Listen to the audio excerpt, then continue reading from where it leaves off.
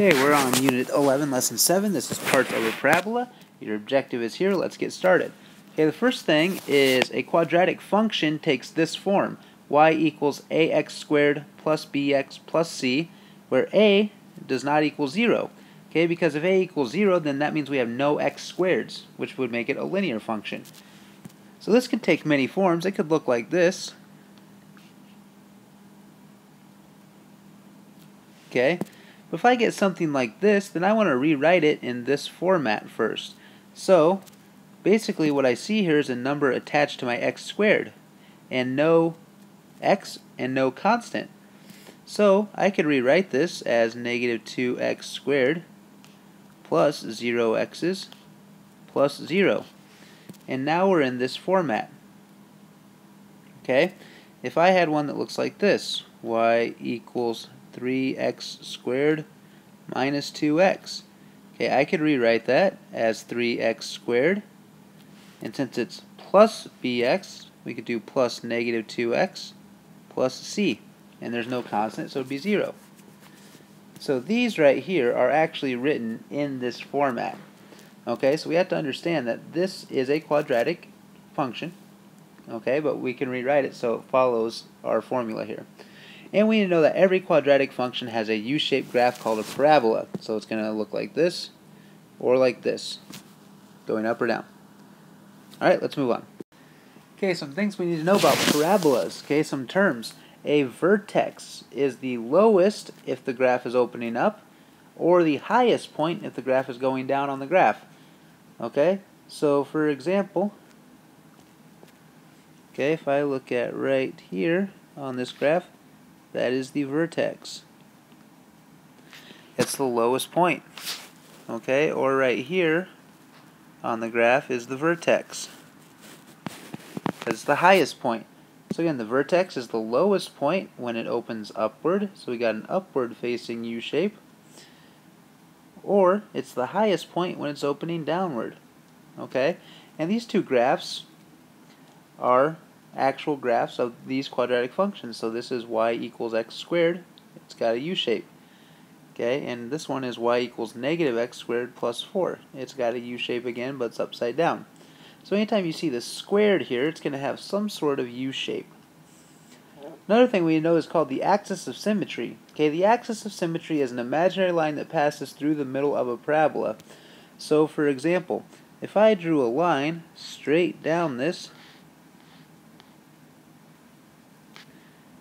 okay, this line divides this parabola into half. This side over here and this side over here are mirror images of each other along that line.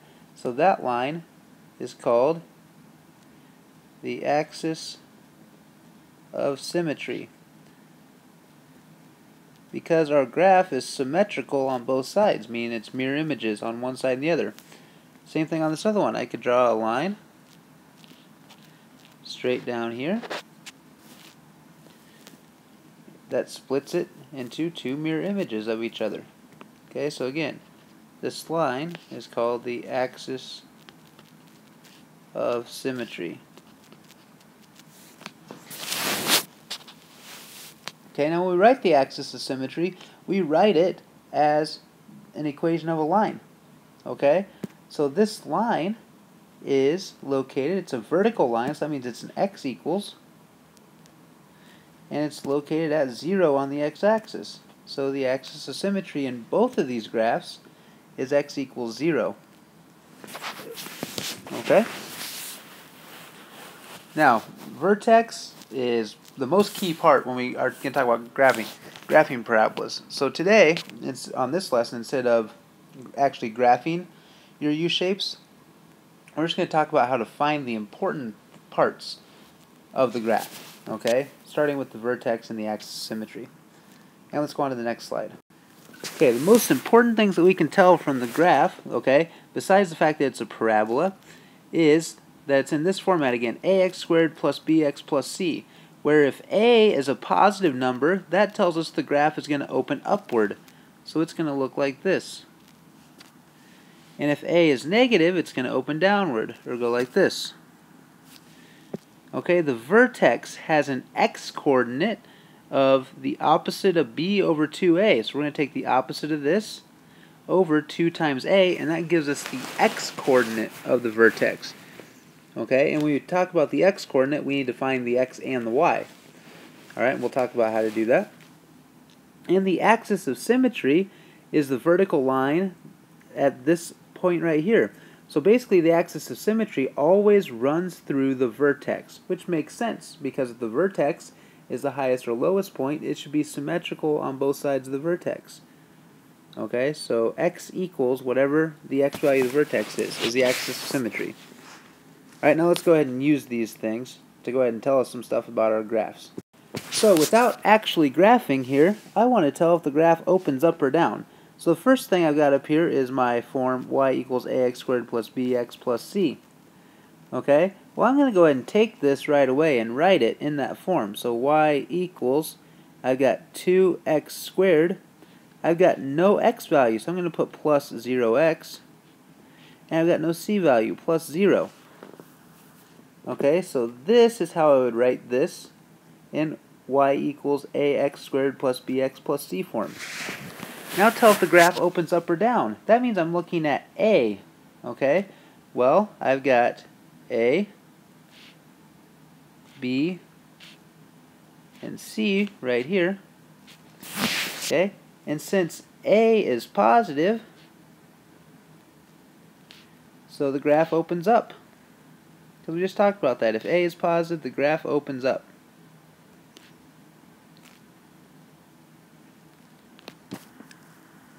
Alright, and let's go on to the next one. We got y equals negative x squared plus 8x plus 32. Well, this is almost an ax squared plus bx plus c form. The only thing is that I have to have a constant in front of my x squared, so that's like negative 1x squared plus 8x plus 32.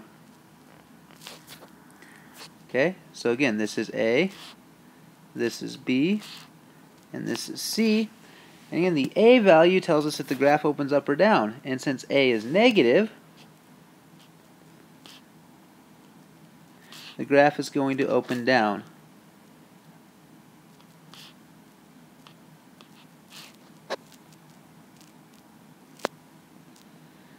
Okay, so again, when a is positive, like this, the graph opens up. And when a is negative, the graph opens down. So this graph is going to look like this. And this graph would look like this. And we can tell that just from the number that goes with our x squared. Alright, now let's go on to the next piece of information we will need to know. Okay, so I'm keeping my same two examples here, but this time I'm telling you to find the vertex. Okay, the vertex has to be written as an ordered pair, and I've got the steps right here. So we're going to go through these one at a time. Okay, now I didn't write the very first step. The first step that I really should do is write this in y equals ax squared plus bx plus c form. So again, that's y equals 2x squared plus, there's no x value, so it's 0x, and no constant, so it's 0. So the steps are to find the x-coordinate. Well, on that last slide we said that the x-coordinate of the vertex is going to equal the opposite of b over 2 times a. So I'm going to go ahead and just plug those numbers in. Okay, so the x equals the opposite of 0, which is 0, all over 2 times 2, which is 0 over 4, which means the x-coordinate is 0. Okay, so I've got the x is 0. Now what I'm going to do is step 2. I'm going to plug in my x value that I got into my equation. And then I'm going to solve for y. Okay, so I'm going to go ahead and plug in my x value. So I'm going to go into y equals 2 times my x is 0 squared plus 0 times my x plus 0. Well, 2 times 0 squared, that's just 0, plus 0 times 0 is 0, plus 0, so my y equals 0 as well. So now I've got an x of 0 and a y of 0. I'm going to write those as an ordered pair. So my vertex is at the point 0, 0. Okay, so that's going to be the lowest point of my graph, is at 0, 0. And I say lowest because I know this one opens up because this is positive. Alright, so let's try the next one here. First thing I'm going to do again is write it in y equals ax squared, so I need a constant in front of it, plus bx plus c form. I'm going to find the x-coordinate. So again, the x-coordinate of the vertex is the opposite of b over 2 times a. So in this case, the opposite of my b value is negative 8 over 2 times my a value, which is negative 1. So that equals negative 8 over 2 times negative 1 is negative 2. And negative 8 divided by negative 2 is positive 4. So that's my x value for the vertex. Now I need to plug in that coordinate to solve for y. So I'm going to plug it in. Y equals negative 1 times my x is 4 squared plus 8 times my x plus 32.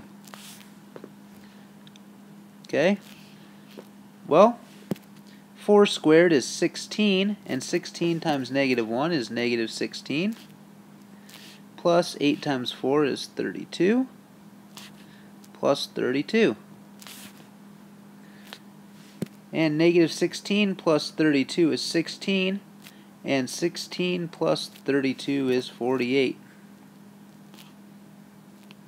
So my y equals 48. So this graph has a crazy kind of vertex of 4 for the x and 48 for the y. And that would be my highest point on this graph, because I know this graph opens downward because of the negative 1. Okay, now the skill of finding the vertex is going to be the most important part when we graph these quadratics, okay, and graph these parabolas. So make sure that you understand how this works, and that the x-coordinate is the opposite of b over 2a, and once we solve for x, we plug that in and solve for y. Okay, and let's go to our last example.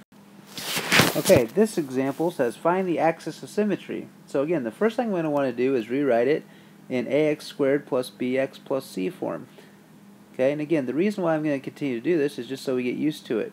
Well, I've got 0 x's plus, and I don't have a constant, so it's 0. And the axis of symmetry is the line that runs through my vertex, okay, vertically. So it's x equals the x-coordinate of my vertex. So it's going to run straight through that x-coordinate of my vertex. So basically, I'm just finding the x-coordinate of my vertex again for this. So we're going to put x equals the opposite of b. Well, if b is 0, then the opposite of that is 0.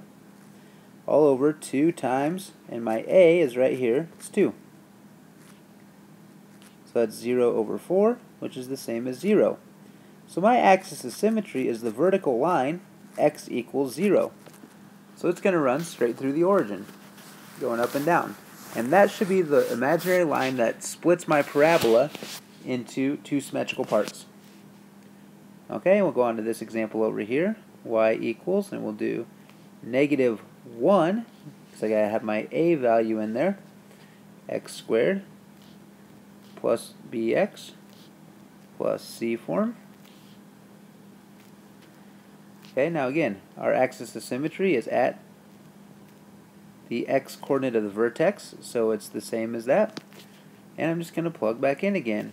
The opposite of b, in this case, is the opposite of 8, which is negative 8, over 2 times, and my a is negative 1.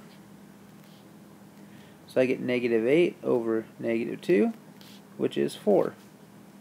So in this case, the axis of symmetry is the imaginary line at x equals 4. So that should be the line that would, again, split my parabola into two symmetrical halves, okay, if I were to draw it in there.